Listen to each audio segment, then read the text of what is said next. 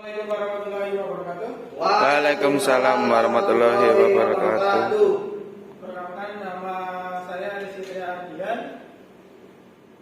Saya di sini akan menyampaikan hasil pekerjaan saya tentang prinsip asesmen dari topik 3 dari mata kuliah pemahaman peserta didik dan pelajarannya. Sebelumnya, ada yang tahu asesmen itu apa? Ya Pak, Ya, silakan Mas Inas. penilaian. Penilaian. Jadi, asesmen itu dijadikan acuan untuk melihat keterampilan tujuan pembelajaran yang mendukung peserta didik. Bisa penilaian, pengembangan karakter peserta didik dan sebagai ruang bagi peserta didik agar mendapat umpan balik atas proses belajar mereka. Jadi asesmen itu penilaian yang dilakukan oleh guru kepada peserta didik seberapa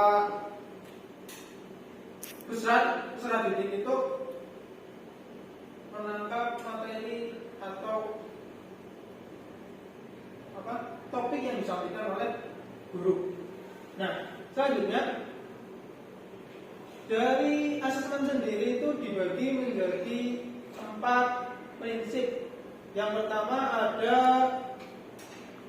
asesmen merupakan bagian terpadu dari proses pembelajaran, fasilitas pembelajaran dan penyediaan informasi yang holistik sebagai umpan balik untuk pendidik, peserta didik dan orang tua agar dapat memandu mereka dalam menentukan strategi pembelajaran selanjutnya. Ke prinsip yang pertama, prinsipnya guru harus bisa menarik siswa atau peserta didik supaya minat belajarnya itu semangat.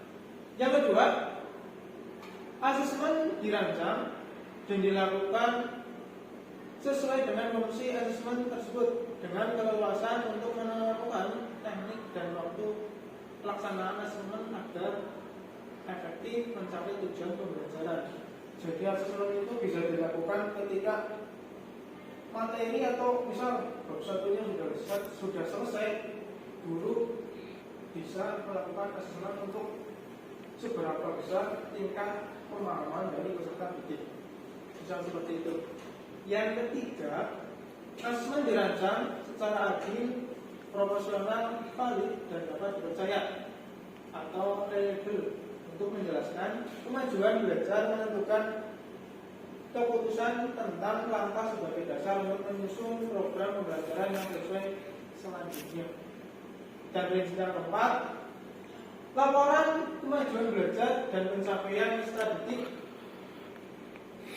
bersifat sederhana dan informatif, memberikan informasi yang bermanfaat tentang karakter dan kompetensi yang dicapai serta strategi tindak lanjutnya.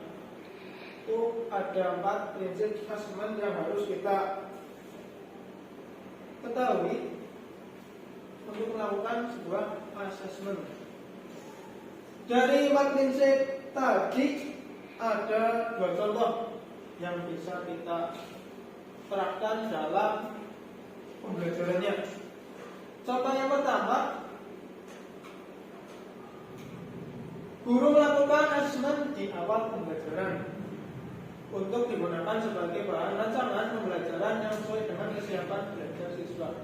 Jadi kita boleh melakukan asesmen di awal pembelajaran, tidak harus setelah misal materi atau bab pertama atau bab 2, bab 3 sudah selesai baru asesmen, tapi di awal pembelajaran kita boleh melakukan asesmen. Misal tentang materi apa yang akan kita sampaikan, misal tentang pantun rakyat. Misalkan kita memberikan umpan kepada peserta didik, pantun rakyat, apakah ada yang tahu? Misal contohnya seperti itu. Itu tentang asesmen di awal pembelajaran. Yang kedua, guru merencanakan pembelajaran dengan merujuk pada tujuan yang hendak dicapai dan memberikan umpan balik agar siswa dapat menentukan langkah untuk perbaikan ke depannya. Jadi kalau yang contoh asesmen atau skill 1 itu di awal pembelajaran, dan contoh skill yang kedua ini di akhir pembelajaran. Jadi asesmen itu bisa dilakukan di awal pembelajaran maupun di akhir materi pembelajaran. Dari prinsip asesmen tadi saya menyimpulkan, jadi asesmen dapat menjadi alat yang efektif dalam memahami kemajuan belajar dan pengembangan peserta didik. Itu kesimpulannya. Jadi asesmen itu bisa sebagai tolak ukur anak seberapa berhasil sih guru atau peserta didik dalam, misal guru menyampaikan materi ataupun siswa peserta didik menangkap materinya, berhasil atau tidak. Itu kesimpulannya. Itu presentasi dari saya, kurang lebihnya mohon maaf. Assalamualaikum warahmatullahi wabarakatuh.